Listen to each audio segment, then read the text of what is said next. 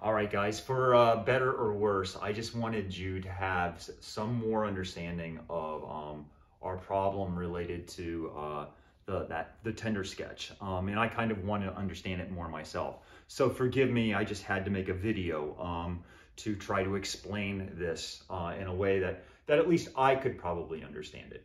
So if you're bored, which I know you're not, you might want to watch this video to just get a little bit more of an understanding of what it is. You'll likely never be able to explain it to to M&L, but at least we can understand it. I think having that foundation could help us. Now, I don't want to waste any more of your time, but let's just imagine that we've got that scenario where we're trying to pick the best date, and we're going to go through a certain number of people, and we want to come up with a choosing strategy with the goal of trying to find the very best person. Well, we know we can't go through everybody. So to keep it simple, let's just imagine that I decide in this sketch that what we're going to do is go through the first 100 guys. So I've kind of listed them here. And we imagine that they're coming at us random. So we've got, guy 1 through guy 100. And what we want to do is to come up with a strategy of like, out of these, what's the best chance of picking the very best guy for my date? Okay, and we could try a strategy like this, where we just randomly pick one person. We're like, okay, number 47. But the chances of any one person being the best guy is 1 out of 100. Like, if I'm thinking about just picking it randomly, it's just 1 out of 100. And so if we're using what's suggested in the secretary problem, is we decide to interview a certain number, rank those, and pick the very best guy out of that, and then ignore all of them, which hurts. But then what we do is we pick the very next person who's better than any of the ones in that first group we ignored. Okay, and so I just kind of want to develop this just where what we're going to do is we're going to do that for 20. We're going to interview the first 20.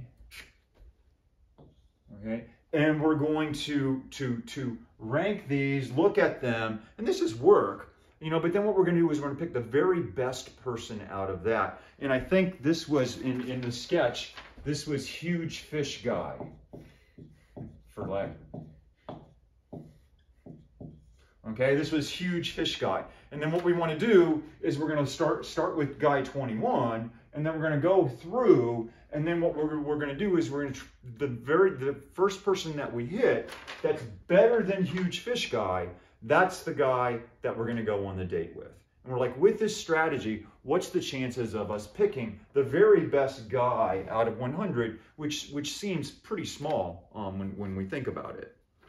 Okay, so well, this is a probability question, and let's just say we're looking at just picking somebody random. And it doesn't seem so random since I have him here, but just imagine that we're looking at guy number 37. So we're looking at guy number 37. He's definitely beyond the first 20, and now we're like, okay, here's the probability question. If guy number 37 is the best, what's the chances we pick him? If guy number 37 is the best, what's the chances we pick him? So this is really, I know we don't love probability, but if we have, it's like the probability that guy 37, Dr. Warren, you're just writing down what you just said. I know, guy 37 is the best, and we pick him.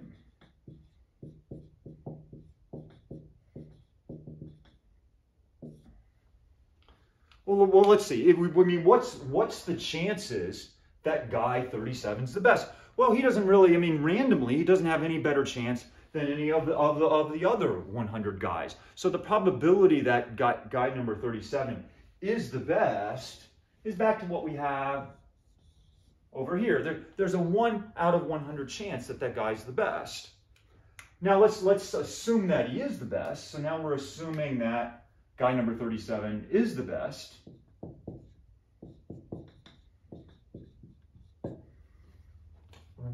what's the probability you're picking him? So if we're given that number 37 is the best, what's the chances that we pick him? You're like, ooh, Dr. Warren, that sounds like a tough question. And it is a tough question. But if you look at it in a slightly different way, it becomes a little bit easier to see. So like we're like, okay, we know this guy is the very best. This guy is the very best. What's the chances that we pick him? Well, you're like, okay, well we've looked at these first 36 guys, and anytime somebody's better from here to here, we're going to choose them if they're better than our huge fish guy, which means we're not going to pick number 37. You know, and so even though he's the best, we're picking somebody who's not the best. So the only way that 37 is going to get picked is if the very best person between 36 and 1 was in our first group, that the very best person out of these first 36 was the huge fish guy. And that probability we can figure out. If we're looking at this, we're like, okay, well, what's the probability that would take place? Well, there was 36 of them. And the chances that they're going to be in the first 20, well, there's 20 of those. So the probability that we would pick guy number 37, knowing that he's the best, is it would be that he would be in the very best person between 36 and 1 would be in this group. So that'd be 20 divided by the 36 guys that are there. And so the probability that we pick that guy 37 is the best and we pick them is the probability that guy number 37 is the best, which is 1 out of 100. And given that he's the best, the probability that we pick him is 20 out of 36. And so the total probability would be 20 over 36 times 1 over 100. And you're like, oh, great, Dr. Warren. That's just the probability that number 37 is the best. And okay, well, let's just do the same thing. We did the same thing, and we're like, okay, let's go out to guy 54. You know, and we could do the exact same kind of analysis. It's just now we're looking at 53 guys before. So if we're thinking about what's the probability that guy 54 is picked and the best, it would just be my 20. Now there's 53 guys before him, and then the probability that he's the best, which is 1 over 100. Okay, so we could do that. We could do that in this case for everybody from 21 through 100. And so if we started back here, I know this is really nice the way I'm working my board here. You know, we would have like for guy 21, we would have, okay, 20 people before him, 20, 1 out of 100. The last one down here, we're going to have 20. There's 99 people before the very last one, and 1 over 100. And so in any of these scenarios, we would be choosing the very best date. So my total probability would be to add all of those up. That I would add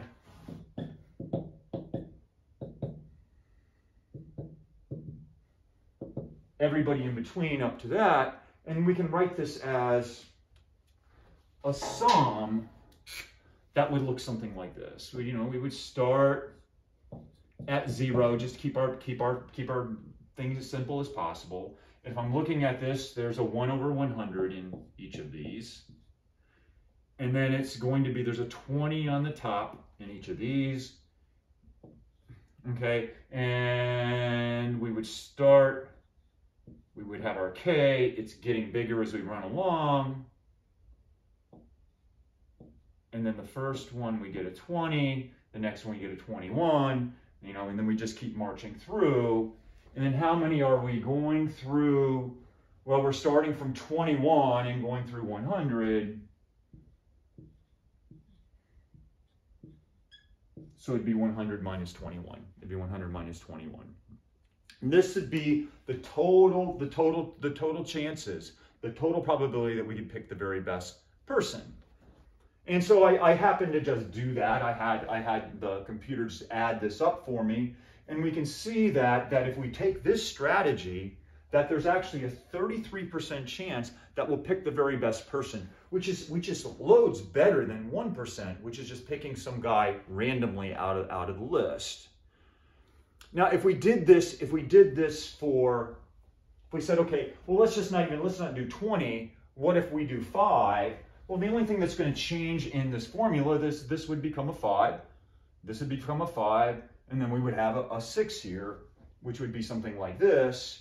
And even if we just do 5, I was a little amazed by this. There's actually a 16% chance. If we just interview the first 5, there's a 16% chance that we would actually pick the very best person.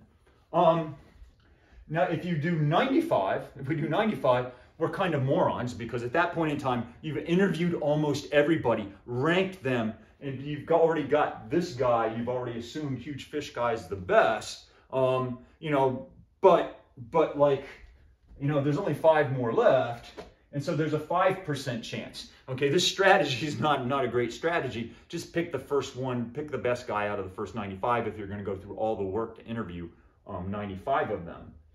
I mean, like, okay, so well, like, you can see it's going up and then it's going down. Where's the optimization point? And you can just, if you do it for 36, the percentage chance is 37.101. 37, it ends up being 37.104. And at 38, you can see the slight drop off. It's 37.08. So the optimal number to get the greatest chance is, in fact, the 37 out of 100, that 37% that they're talking about. Now, if you don't want to know why it's 37, why it is this, then you can just stop the video now. If you want to see a little bit of calculus, to try to understand why this would be, why this is the case, then just keep watching, okay? So I give you a chance, just turn it off. Maybe you're like, Dr. Warren, I wasn't even listening to anything you were saying anyhow. But I want to just now like lay out a little bit of the calculus for why this would be in fact true. And what we're going to do is we're just going to work with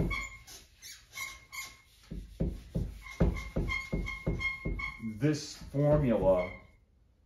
We're going to work with this formula right here. And what we're going to do is we're going to have to remember, and you guys are seniors, a lot of you, that an integral, a definite integral from A to B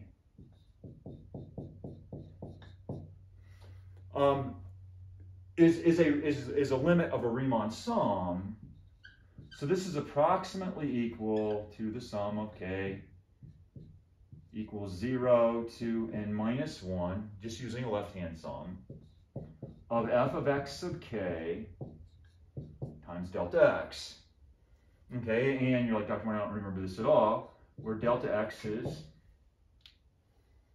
get rid of this marker, where delta x is b minus a over n, and my x sub k's are a plus k times delta x, as k goes from 0 up to n, and when we're at n, we reach b. When you can see when we're at 0, we're at a. And what we're going to try to do is try to massage this into something that looks like this, and then we're going to take the limit. We're going to let 100 go to infinity. So that's the game. So what I'm going to do, and at first it doesn't seem like it's really going to give us much. But what I'm going to do is I'm going to take the 20 and the 100, because it's not dependent on k, and I'm going to slide them outside of that sum. So this would be the same thing as my 20 over 100 sum of k equals 0 to 100 minus 21 of 1 over k plus 20. Now I'm going to need some of the players over in here, and so my a is kind of strange, but I'm just going to let it be 20 over 100. And my delta x, I'm going to let be 1 over 100. Now let's look at these guys. I'm going to let my x sub k's be equal to a plus k times delta x. But now my k is actually running from, we can see it's running at 0, but the last thing in the sum is 100 minus 21. You're like, okay, Dr. Warren, just slow down now. What's this again? You're letting a be 20 over 100. Okay, I get that. Okay, and then you're going to let delta x be equal to 1 over 100. You're like, well, why did you factor out the 1 over 100? Just wait, just be patient with me. So let's think about, I really need to know who B is. I really need to know who B is. Well, B is when I'm at my very last spot. I know A is my 21 over 100.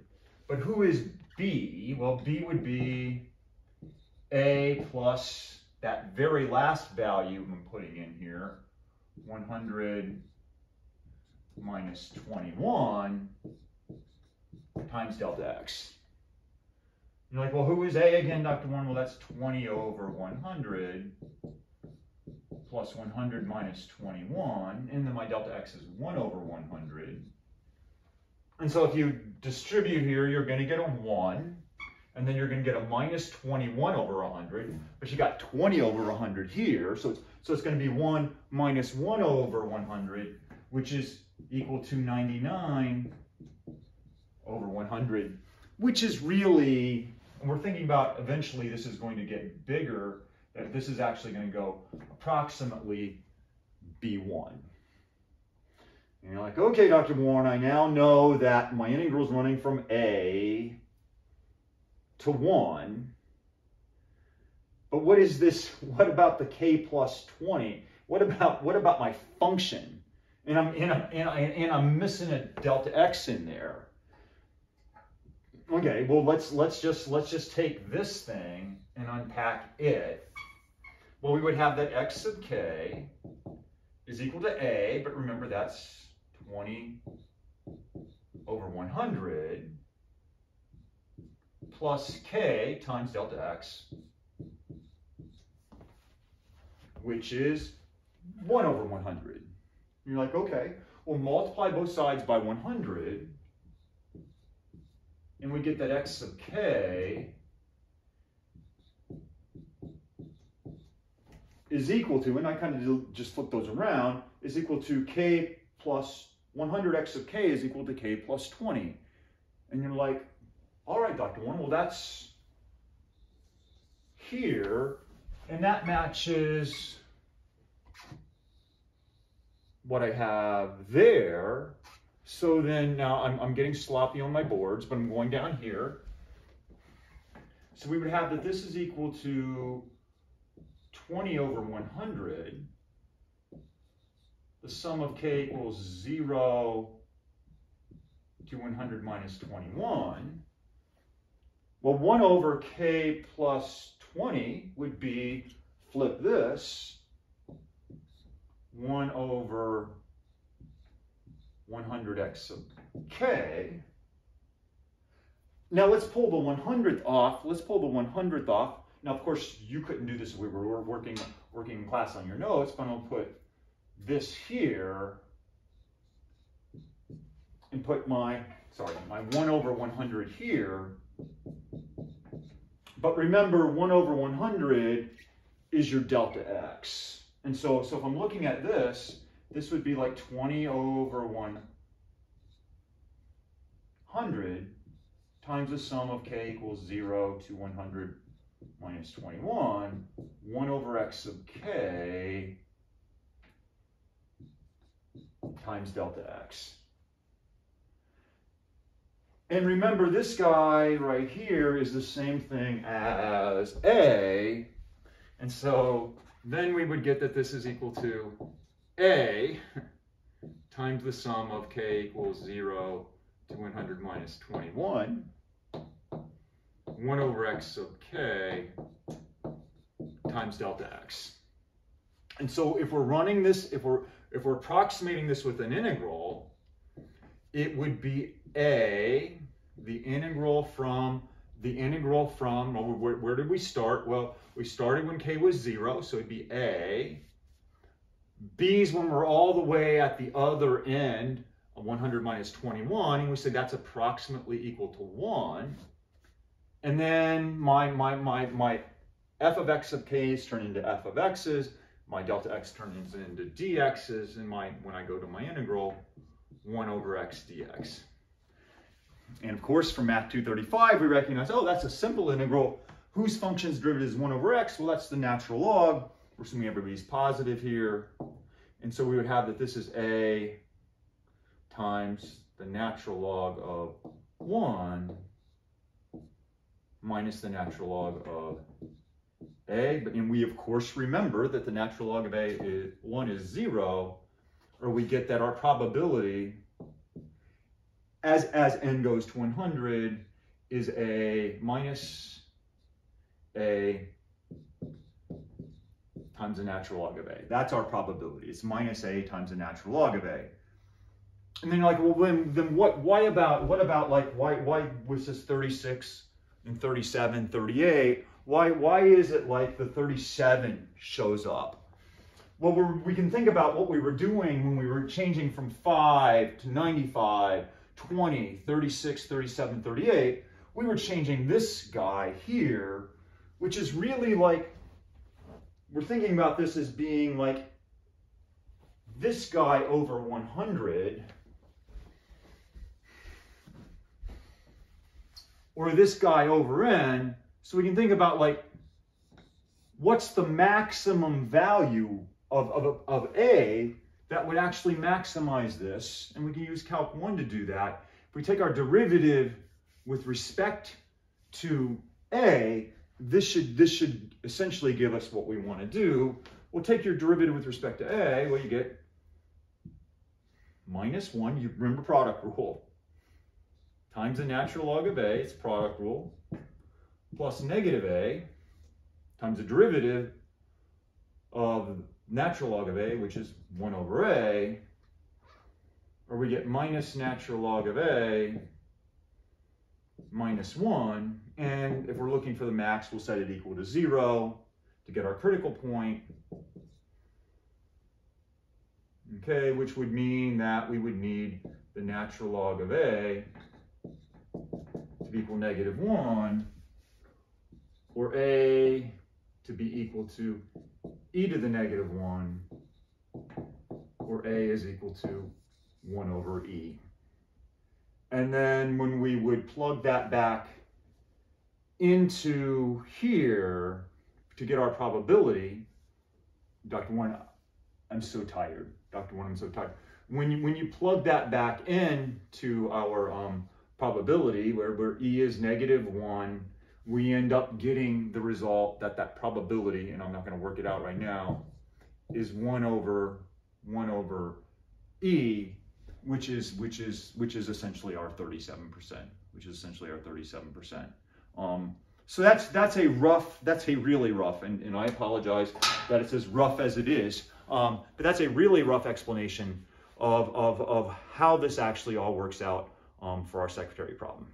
All right, guys, sorry for even doing this to you, but I thought some of you might want to know why that was true.